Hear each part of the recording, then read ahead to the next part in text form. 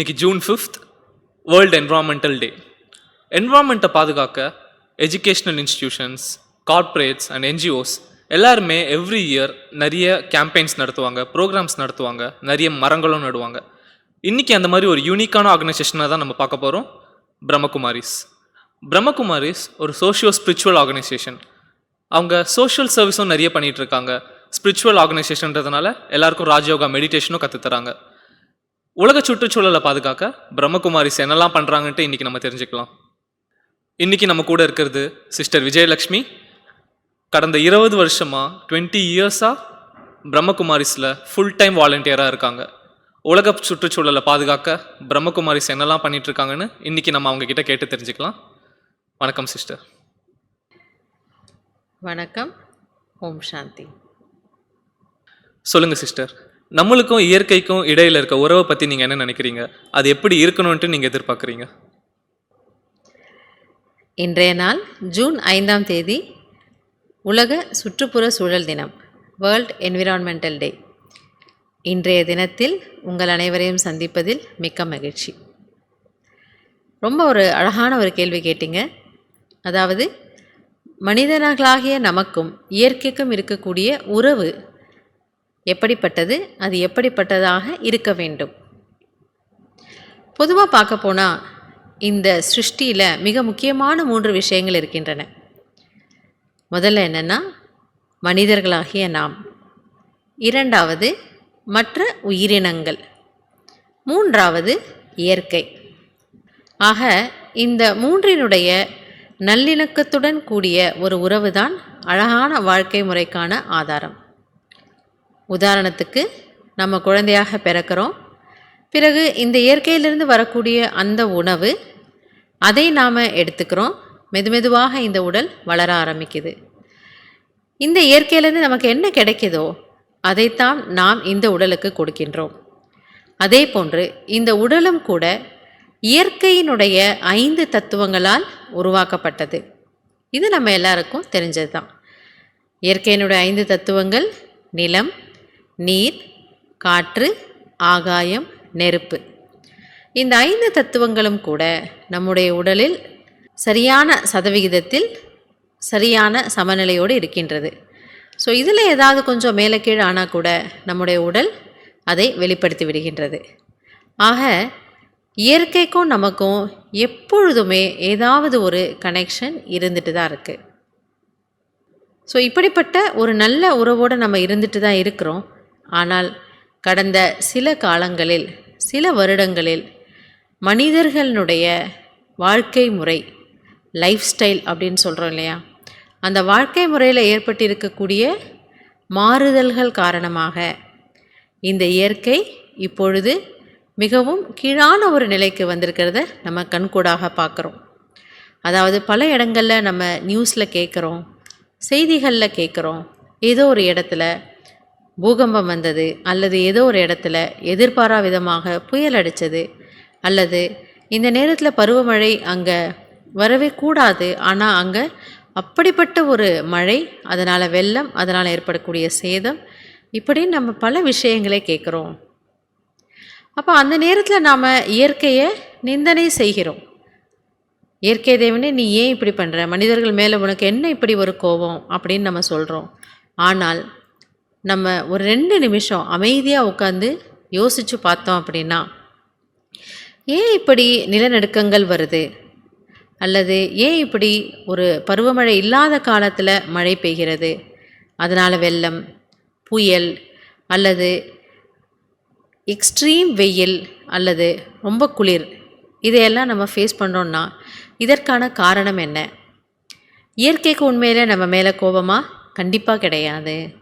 இயற்கை முடிந்த அளவுக்கு மனிதர்களுக்கு தன்னுடைய சேவையை அது தரத்தான் விரும்புது.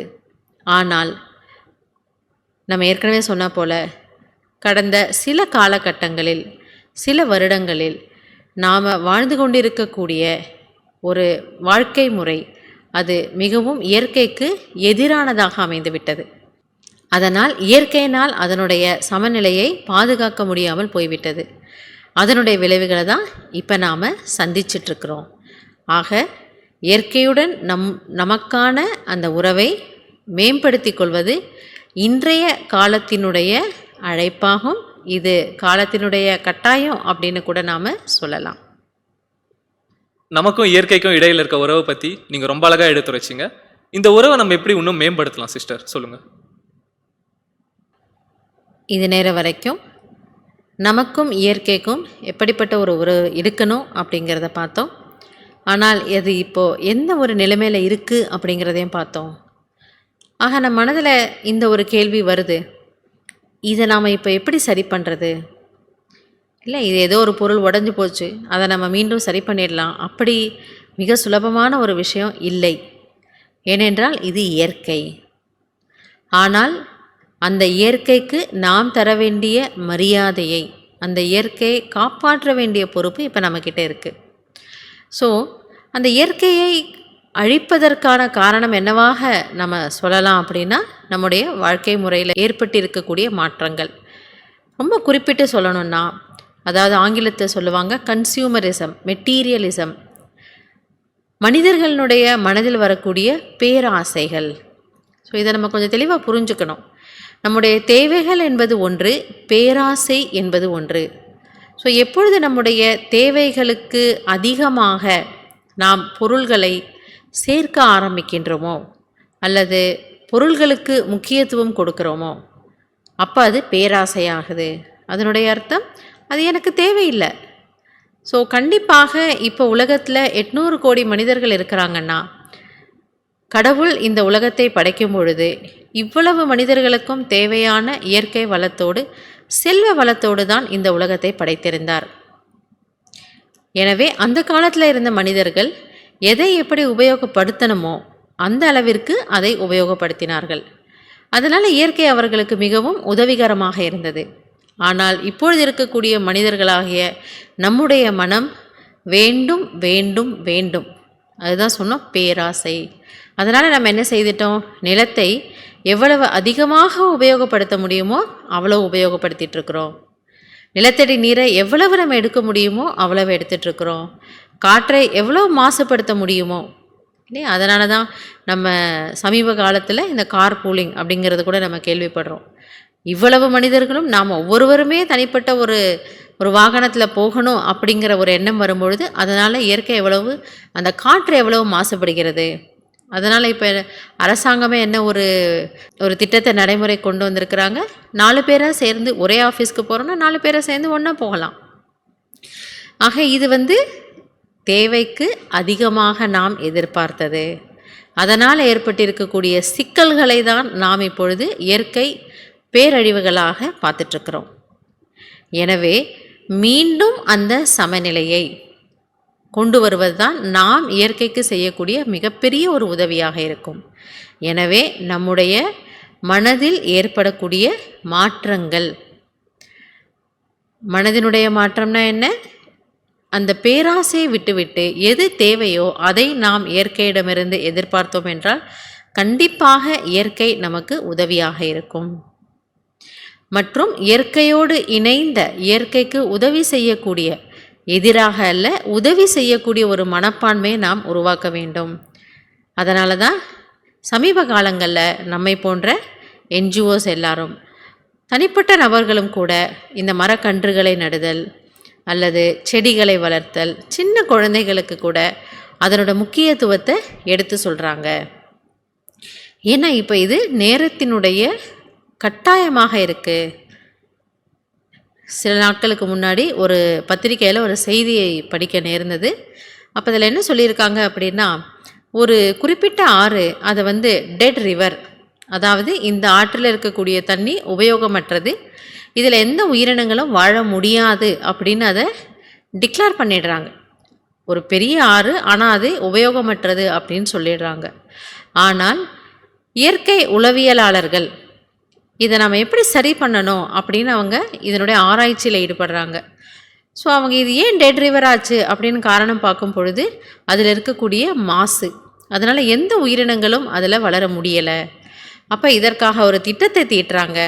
அந்த ஆற்றினுடைய இரு பக்கங்களிலும் நிறைய மரங்களை நட ஆரம்பிக்கிறாங்க. ஸோ அந்த மரங்களில் இருக்கக்கூடிய அந்த வேர்கள், அது அந்த நிலத்தில் தன்னுடைய சக்தியை கொடுக்குது. அந்த வேர்கள் அந்த நிலத்தை சமநிலைப்படுத்துவதற்கு உதவியாக இருக்குது. ஸோ அப்போ அங்கே இருக்கக்கூடிய அந்த பறவைகள் மற்ற உயிரினங்கள்லாம் அங்கே வாழ்வதற்கு அது ஒரு ஆதாரமாக இருக்குது. ஸோ மற்ற உயிரினங்கள் மற்றும் அந்த பூச்சிகள் மண்ணை செரிமானப்படுத்துவது, தண்ணீரை சுத்தப்படுத்துவது, அந்த உயிரினங்கள்லாம் மெதுமெதுவாக வர ஆரம்பிக்கும்போது கிட்டத்தட்ட 20-30 ஆண்டு காலத்தில் மீண்டும் அந்த ஆறு பொதுமக்களுடைய உபயோகத்துக்கு தயாரான நிலையில் தயாராகிடுச்சு. ஆக இது போன்று இயற்கைக்கு உதவி செய்யக்கூடிய ஒரு மனப்பான்மையோடு நாம் இருந்தோம் அப்படின்னா கண்டிப்பாக இப்போ இருக்கக்கூடிய இந்த ஒரு சமநிலையற்ற நிலையை நம்மால் மாற்ற முடியும். ஸோ இதுதான் இயற்கைக்கு நாம் செய்யக்கூடிய மிகப்பெரிய உதவியாக இருக்கும் அப்படின்னு நாம் நினைக்கிறோம். இந்த நிகழ்ச்சி ஆரம்பிக்கிறதுக்கு முன்னாடி சின்ன சின்ன வீடியோ கிளிப்ஸ் பார்த்தோம். அதில் சின்ன சின்ன குழந்தைங்கள் எல்லாமே மண்ணை தொட்டுட்டு இருந்தாங்க, மரத்தை கட்டி பிடிச்சிட்டு இருந்தாங்க, கார்டனில் உட்காந்து மெடிடேஷன் பண்ணிட்டு இருந்தாங்க. இதுக்கும் என்விரான்மெண்ட் டேக்கும் என்ன சம்மந்தம் சிஸ்டர்? அதை பற்றி கொஞ்சம் சொல்லுங்களேன். நம்ம ஏற்கனவே சொன்னா போல் பொதுவாக பார்க்க போனால் இயற்கையும் நாமும் ஒவ்வொரு நொடியும் இணைந்து தான் இருக்கிறோம். உதாரணத்துக்கு காற்று இல்லாமல் நம்மால் இருக்கவே முடியாது. அதிகமான வெயில் இருந்தாலும் உடனே நாம் ஒரு காற்றை எதிர்பார்க்குறோம். அதே போல் அதிகமான குளிர் இருந்தாலும் அந்த நெருப்பு எனக்கூடிய தத்துவம், அந்த வெப்பம் வேணும்னு எதிர்பார்க்குறோம். தண்ணீர் வேணும்னு எதிர்பார்க்குறோம். தண்ணி குடிக்காமல் நம்மளால் கொஞ்ச நேரத்துக்கு மேலே இருக்கவே முடியாது. ஆக ஒவ்வொரு நொடியும் நாம் இயற்கையில் தான் இருந்துகிட்ருக்கிறோம், இயற்கையோடு தான் வாழ்ந்து கொண்டிருக்கிறோம். அப்படின்னும் பொழுது நமக்கு அடுத்து வரக்கூடிய தலைமுறைக்கு நாம் கொடுக்கக்கூடிய மிகப்பெரிய ஒரு பரிசு என்னவாக இருக்கும் அப்படின்னா, நாம் எல்லாரும் எப்படி ஒரு வயல்வெளியில் போய் சந்தோஷமாக ஆடி பாடி மகிழ்ந்தோமோ, அல்லது ஒரு அருவியில் போய் குளித்தோமோ, அல்லது ஒரு ஆத்தங்கரையில் உட்காந்து அழகாக அதனுடைய அந்த ஒரு காற்றை அனுபவித்தோம், அந்த ஒரு வாசத்தை அனுபவித்தோம். பட் சொல்கிறது கொஞ்சம் வருத்தமாக இருக்குது. இதை நம்மால் நமக்கு அடுத்து வரக்கூடிய தலைமுறைக்கு கொடுக்க முடியுமா அப்படின்னா இது ஒரு மிகப்பெரிய கேள்வியாக இருக்குது. ஏன்னா இதில் ஏதாவது அந்த ஒரு பேலன்ஸ் இல்லாமல் போச்சு அப்படின்னா, அந்த தண்ணி குடிக்கிறதுக்கான தண்ணி ஒரு நல்ல ஒரு தண்ணி கிடைக்கலன்னா அடுத்த தலைமுறையினர் என்ன செய்வாங்க? எனவே பிரம்மா குமாரிகள் இந்த ஒரு விழிப்புணர்வை வரக்கூடிய அந்த இளம் தலைமுறையினரிடம் கொண்டு வர முயற்சி செய்கிறோம். அந்த சின்ன குழந்தைகளுக்கு கூட இயற்கையோடு நாம் சார்ந்திருக்கணும். நம்ம ஏற்கனவே சொன்ன போல் அந்த மெட்டீரியலிசம் இல்லாமல் இயற்கையோடு இணைந்த ஒரு வாழ்வு, இயற்கை மேலே நமக்கு அன்பு இருக்கணும், இயற்கை மேலே நமக்கு மரியாதை இருக்கணும், இயற்கை நமக்கு என்னெல்லாம் கொடுத்துட்ருக்கோ அதுக்கு நாம் அதற்கு ஒரு சரியான ஒரு பிரதிபலன், ஒரு உதவி செய்யணுங்கிறத வலியுறுத்துறதுக்காக இது போல் சின்ன சின்ன விஷயங்கள். உதாரணத்துக்கு அந்த மண்ணை பார்க்கும்பொழுது நான் நிற்கிறதுக்கு, ஹே பூமி தாயே நீ எனக்கு உதவி செய்கிற. அந்த ஒரு தண்ணீரை பார்க்கும்பொழுது இந்த ஒரு தண்ணீர் நல்ல ஒரு சுவையான ஒரு தண்ணீர் இந்த நிலம் எனக்கு கொடுக்குது, அதற்கு உனக்கு நன்றி. அப்போ அந்த ஒரு சில குழந்தைகள் அந்த மரத்தை அப்படியே கட்டி பிடிச்சிட்ருக்குறாங்க. இந்த மரத்தினுடைய காற்று, இந்த மரத்தினுடைய சுவையான பழங்கள், அந்த இளநீர், இதெல்லாம் நீ எனக்கு கொடுக்குற. ஸோ ஒவ்வொரு நொடியும் இயற்கை எனக்கு என்ன கொடுக்குதுன்னு நினைவுபடுத்துறதுக்காக சின்ன குழந்தைங்களுக்கு நம்ம இதை சொல்லி கொடுக்குறோம். அப்போ அவங்க கூட அது போல் மரக்கன்றுகளையெல்லாம் நடுறாங்க. ஸோ அதில் அவங்களுக்கு இந்த இயற்கை என்னுடையது, நான் தான் இதை பாதுகாக்க வேண்டும், அந்த ஒரு விழிப்புணர்வு மற்றும் பொறுப்பையும் அவங்களுக்கு நாம் இன்டைரக்டாக சொல்லி கொடுக்குறோம். சொல்லப்போனால் ராஜயோக தியானத்தில் நம்ம இன்னும் கூட ஒரு பவர்ஃபுல்லான ஒரு மெசேஜ் கொடுக்குறோம். என்ன அப்படின்னா, மற்ற தத்துவங்களையெல்லாம் நம்ம பார்க்குறோம். இதில் ஒரு தத்துவம் ஆகாய தத்துவம். அதாவது இந்த தத்துவத்தின் மூலமாக தான் மனிதர்களுடைய எண்ணங்கள் ஒரு இடத்திலிருந்து இன்னொரு இடத்திற்கு செல்கிறது. அப்போ நாம் என்ன நினைக்கிறோமோ அந்த எண்ணங்கள் அதிர்வலைகளாக நாம் இருக்கக்கூடிய இடத்துல பரவுது. அதுதான் அந்த இடத்தினுடைய என்விரான்மெண்ட் சொல்கிறோம், வாயு மண்டலத்தை உருவாக்குது. உதாரணத்துக்கு ஒரு மருத்துவமனை இருக்குன்னா அங்கே இருக்கக்கூடிய பேஷண்ட் அல்லது டாக்டர், அங்கே பணிபுரிபவர்கள், அவர்களுடைய எண்ணங்கள் சேர்ந்து அந்த மருத்துவமனையினுடைய ஒரு வாயுமண்டலத்தை உருவாக்குது. அதுவே ஒரு கோயில் அப்படின்னா அங்கே வரக்கூடிய பக்தர்கள், இந்த இடத்துலையும் அமைதி இருக்குது, ஒரு கோயில்லையும் அமைதி இருக்குது. ஆனால் இந்த ரெண்டு அமைதிக்கும் வித்தியாசம் இருக்குது இல்லையா? ஸோ எப்படி நம்ம அது போல் மனிதர்கள் நாம் நம்முடைய எண்ணங்கள் மூலமாக இந்த வாயுமண்டலத்தை உருவாக்குறோம். ஆக நேர்மறையான எண்ணங்கள் இருந்ததுன்னா அந்த இயற்கையும் அதனுடைய சக்தியை எடுத்துக்குது. தானாகவே இயற்கை தன்னை சீர் செய்து கொள்ளும். இதையும் நம்ம குழந்தைங்களுக்கு சொல்லி கொடுக்குறோம். அப்போ அவங்க இதை வந்து ப்ராக்டிஸ் பண்ணுறாங்க. ஸோ இந்த சின்ன சின்ன செயல்முறைகள், இந்த சின்ன சின்ன ஆக்டிவிட்டீஸ் மூலமாக அவங்க இயற்கையோட மிக்ஸ் ஆகிறதுக்கான ஒரு வாய்ப்பை நம்ம அவங்களுக்கு ஏற்படுத்தி கொடுக்குறோம். இவங்க எல்லாமே சின்ன சின்ன குழந்தைங்க தானே சிஸ்டர். இவங்களுக்குள்ள எப்படி இந்த அண்டர்ஸ்டாண்டிங்லாம் வருது? இது எப்படி உங்களால் புரிஞ்சிக்க முடியுது? ரொம்ப ஒரு சரியான கேள்வியை கேட்டீங்க. சின்ன குழந்தைங்களுக்கு எப்படி இவ்வளவு டீப்பான விஷயங்கள், இவ்வளோ ஆழமான விஷயங்கள், கருத்துக்கள் அவங்களுக்கு புரியும் அப்படின்னு நீங்கள் கேட்டீங்க. ரொம்ப ஒரு நல்ல கேள்வி. சொல்லப்போனால் இந்த காலத்தினுடைய இளைய தலைமுறையினர் அவங்க நம்ம விட ரொம்பவே பக்குவப்பட்டவங்களாக இருக்கிறாங்க. நம்ம விட ரொம்ப புத்திசாலியாக இருக்கிறாங்க. அது ஒரு ஆடட் அட்வான்டேஜ் அப்படின்னு சொல்லலாம். ஆனாலும் அதாவது சின்ன குழந்தைங்களுக்கு நம்ம இந்த ஒரு விதியை நம்ம சொல்லி கொடுக்குறோமோ இல்லையோ, அதாவது இப்படிலாம் வைப்ரேஷன் இருக்கும், இப்படிலாம் அதிர்வலைகள் இருக்குது, இதை நம்ம கொடுக்கணும் அப்படிங்கிறத வேறு ஒரு முறையில் நம்ம சொல்லி தருவோம்.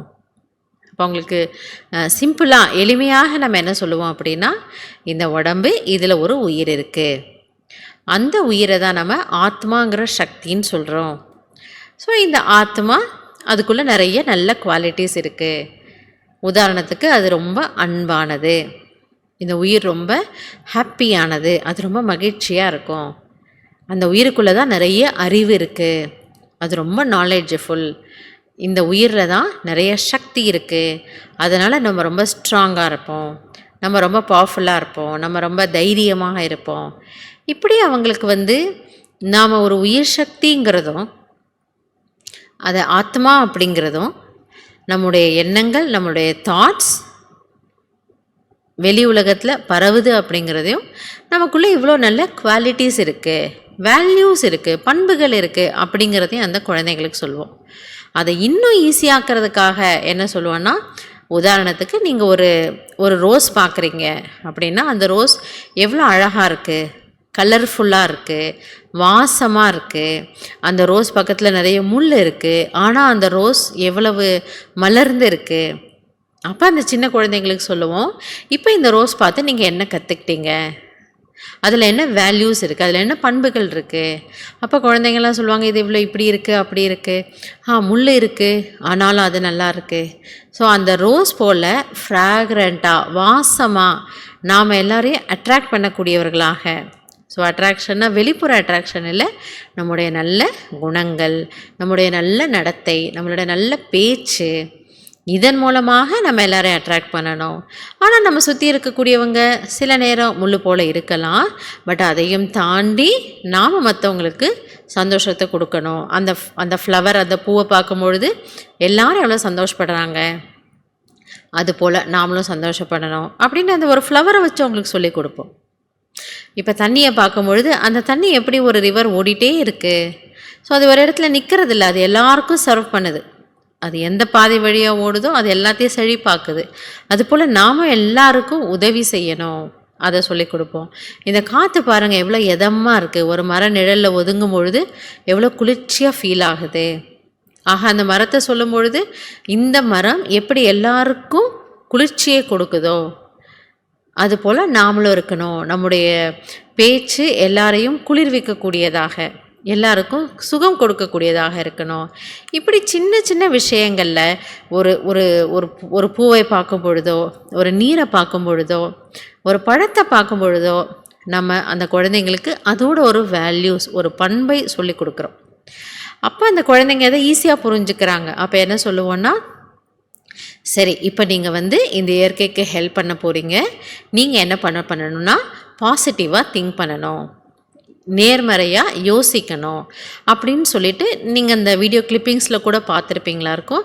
சின்ன சின்ன குழந்தைகள் அழகாக உட்காந்து தியானம் பண்ணுவாங்க, மெடிடேஷன் பண்ணுறாங்க. பட் ரொம்ப சின்சியராக உட்காந்து அதை பண்ணுறத நம்ம பார்க்குறோம். இப்போ அவங்களுக்கு என்ன சொல்லுவோன்னா, ஒரு நாளையில் ஒரு 5 மினிட்ஸ், மேக்ஸிமம் ஒரு 10 மினிட்ஸ் நீங்கள் நல்ல எண்ணங்களை கொண்டு வாங்க. ஸோ கண்ணை மூடி அமைதியாக உட்காந்து நம்முடைய நல்ல குவாலிட்டிஸ், உனக்குள்ளே நிறைய நல்ல பவர்ஸ் இருக்குது, குவாலிட்டிஸ் இருக்குது. நான் பீஸ்ஃபுல்லான சோல், நான் அமைதியான ஆத்மா, நான் ஹாப்பியான சோல், நான் மகிழ்ச்சியான ஆத்மா, நான் தைரியமான ஆத்மா, நான் பவர்ஃபுல்லான சோல், இப்படி நீ நினச்சிக்கோ. இதை நம்ம அவங்களுக்கு சொல்லுவோம். அதுவும் ஒரு நாளைக்கு ஒரு 21 டைம்ஸ். ஏன்னா எது ஒன்றுமே சயின்டிஃபிக்கலாக ஒரு 21 டைம்ஸ் நம்ம செய்கிறோம் அப்படின்னா அது நமக்குள்ளே ஆழமாக பதியுதுங்கிறது நமக்கு தெரியும். கண்ணை மூடி அது போல் 21 முறை இந்த பாசிட்டிவ் குவாலிட்டிஸை நீங்கள் உங்களுக்கு சொல்லிக்கோங்க. ஸோ அந்த குழந்தைங்க அதை ரொம்ப என்ஜாய் பண்ணி செய்வாங்க. ஏன்னா ஒன்று அவங்களுக்கு எனக்குள்ளே இவ்வளோ நல்ல விஷயங்கள் இருக்கா அப்படின்னு அவங்க ஃபீல் பண்ணுவாங்க. இன்னொன்று தானாகவே அந்த வைப்ரேஷன் இயற்கைக்கு போகுது. ஸோ இந்த மாதிரி இப்படி செய்யும் பொழுது என்னாகும் அப்படின்னா அவங்களுக்கு இயற்கையோட ஒரு பாசம், ஒரு அன்பு கிடைக்குது. ஸோ அவங்க அந்த இயற்கையோட எதையாவது ஒன்று ஷேர் பண்ணிக்கிறாங்க. இன்ஃபேக்ட் இது அவங்களுடைய கான்சன்ட்ரேஷனை அதிகப்படுத்தும். ஏன்னா இந்த காலத்தில் பார்க்குறோம் குழந்தைகள் நிறைய டிவைஸ்லேயே இருந்துகிட்ருக்காங்க. லேப்டாப்பில் இருக்கிறாங்க, கம்ப்யூட்டரில் இருக்காங்க, மொபைலில் இருக்காங்க. ஸோ அவங்களுக்கு ஒரு ஃபிசிக்கல் ஒரு அவுட்டிங், வெளியில் போகிறது, விளையாடுறதுங்கிறது ரொம்ப குறைவாக இருக்குது. ஆக இப்படி சின்ன சின்ன விஷயங்கள் அவங்களுக்கு நம்ம ப்ராக்டிஸ் கொடுத்தோன்னா அந்த டிவைஸ்னுடைய ஒரு அடிக்ஷன் அதிலேருந்து அவங்க வெளியில் வர்றதுக்கு யூஸ்ஃபுல்லாக இருக்கும். அப்போ அவங்களோட கான்சன்ட்ரேஷனும் அதிகமாகும். ஸோ இதுவும் சொல்லுவோம், நீ காலையில் எழுந்த உடனே உங்கள் வீட்டில் ஒரு பால்கனி இருக்கா, இல்லை டெரஸ் இருக்கா, அங்கே உட்காந்து ஒரு 5 மினிட்ஸ் அப்படி நம்ம இது போல் நல்லதாக நினைக்கணும், பாசிட்டிவாக நினைக்கணும். சரி, நீங்கள் ரொம்ப நேரம் படிச்சிட்டிங்க, இப்போ நான் ரொம்ப மென்டலி எக்ஸாஸ்டடாக இருக்கிறேன், என்ன பண்ணணும், கொஞ்ச நேரம் அப்படி போய் அந்த பால்கனியில் உட்காரணும், அந்த ஜன்னலை திறந்து 2 மரம் இருக்கிற இடத்த பாரு, அங்கே போய் நீ இப்படி நினச்சின்னா பீஸ்ஃபுல்லாக இருக்கும். ஸோ இது நிறைய நல்ல ஃபீட்பேக் குழந்தைங்க கொடுக்குறாங்க. ஆமாம் சிஸ்டர், இது ரொம்ப ரிலாக்ஸிங்காக இருந்தது, நான் ஒரு மொபைலை பார்த்து அது இன்னும் நான் டயர்டாகிடுறேனே தவிர அதுலேருந்து எனக்கு எந்த லாபமும் இல்லை. ஆனால் ஒரு 5 நிமிஷம் அந்த அழகான மரத்தை பார்த்தேன், அங்கே இருந்த பறவைகளை பார்த்தேன், அதனுடைய சத்தங்களை கேட்டேன், ரொம்ப ஹாப்பியாகிட்டேன் அப்படின்னு அவங்க நமக்கு சொல்கிறாங்க. ஸோ இப்படி அவங்களுக்கு எப்படி புரியுமோ அப்படி தான் அந்த குழந்தைங்களுக்கு நம்ம சொல்லிக் கொடுப்போம். ஆனால் குழந்தைங்க அதை ரொம்ப என்ஜாய் பண்ணுறாங்க. ரொம்ப நல்ல நல்ல ஃபீட்பேக்லாம் நமக்கு அந்த சின்ன குழந்தைங்க ஷேர் பண்ணுறாங்க. என்விரான்மெண்ட் டே பற்றி, அதோட இம்பார்ட்டன்ஸ் பற்றி ரொம்ப அழகாக எடுத்து வச்சிங்க சிஸ்டர். இந்த இம்பார்ட்டண்ட்டான டேல பிரம்மகுமாரி சார்பாக மக்களுக்கு நீங்கள் என்ன செய்தி சொல்ல விரும்புகிறீங்க? இன்று ஜூன் 5ஆம் தேதி உலக சுற்றுப்புற சூழல் தினம், வேர்ல்ட் என்விரான்மெண்டல் டே.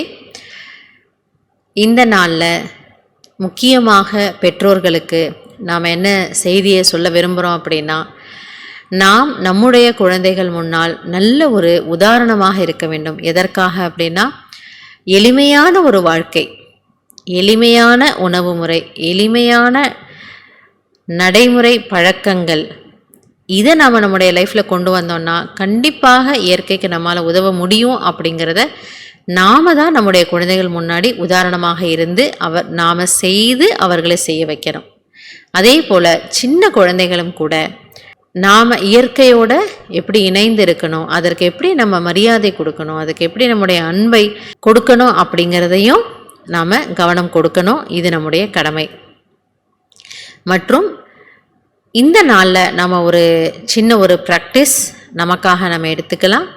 இந்த ஒரு பிளட்ஜ், உறுதிமொழி எடுத்துக்கலாம். தினமும் ஒரு 5 நிமிடமாவது, முடிஞ்சால் ஒரு 10 நிமிஷம் இயற்கைக்கு நாம் அந்த ஒரு அமைதியின் சக்தியை, அந்த ஒரு நேர்மறையான எண்ணங்களின் சக்தியை, பாசிட்டிவான தாட்ஸை நாம் தியானத்தின் மூலம், மெடிடேஷன் மூலம் கொடுக்கலாம். ஸோ இப்போ நாம் உங்களை சந்திக்கும் பொழுது கூட அடிக்கடி ஒரு வார்த்தையை உபயோகப்படுத்தினோம், ஓம் சாந்தி. இதனுடைய அர்த்தம் ரொம்ப ரொம்ப சிம்பிளானது தான். சாந்தினா அமைதி, ஓம் அப்படின்னா நான் ஆத்மா. ஸோ ஓம் சாந்தி அப்படின்னா நான் அமைதியான ஆத்மா, ஐ ஆம் அ பீஸ்ஃபுல் சோல். ஸோ அந்த ஒரு எண்ணத்தில் நாம் இருக்கலாம். கண்களை மூடி அமர்ந்தவாறு நமக்குள்ளே அதை சொல்லிக்கலாம், ஓம் சாந்தி. அதாவது நான் அமைதியாக இருக்கின்றேன், எனக்குள் நல்ல எண்ணங்கள், நல்ல உணர்வுகள் நிறைந்த எண்ணங்கள் உருவாகின்றன, என் மனதின் அமைதி என்னை சுற்றி இருக்கக்கூடிய இயற்கையில் பரவுகின்றது. ஜஸ்ட் ஒரு 5 மினிட்ஸ் நாம் இதை செய்தால் கூட, இவ்வளவு மனிதர்கள் இருக்கிறோம், எல்லாரும் ஒரு 5 நிமிஷம் கான்ட்ரிபியூட் பண்ணால் கண்டிப்பாக நல்ல ஒரு வாயுமண்டலத்தை, நல்ல ஒரு நமக்கு உதவியாக இருக்கக்கூடிய இயற்கையை மீண்டும் நம்மால் கொண்டு வர முடியும் அப்படிங்கிறது தான் நம்முடைய ஒரு செய்தியாக இருக்குது. இந்த வாய்ப்பை நமக்கு கொடுத்து இன்று உங்கள் அனைவரையும் சந்திக்க வைத்த அந்த கடவுளுக்கும் மற்றும் அனைவருக்கும் நன்றி. வணக்கம். ஓம் சாந்தி. இன்னைக்கு ஒரு இண்டிவிஜுவலாக வேர்ல்டு என்விரான்மெண்ட்க்கு நம்ம என்னெல்லாம் கான்ட்ரிபியூட் பண்ணோம் அப்படின்ற கற்றுக்கிட்டோம். பிரம்மகுமாரிஸ் ஒரு ஸ்பிரிச்சுவல் ஆர்கனைசேஷனாக வேர்ல்டு என்விரான்மெண்ட்க்கு என்னென்ன கான்ட்ரிபியூஷன் பண்ணிட்டு இருக்காங்கன்றதையும் பார்த்தோம். ராஜயோகா மெடிடேஷன் மூலயமா இந்த வேர்ல்டுக்கு எப்படி நம்ம பாசிட்டிவ் வைப்ரேஷன்ஸ் கொண்டு வரன்ட்டும் நம்ம பார்த்தோம்.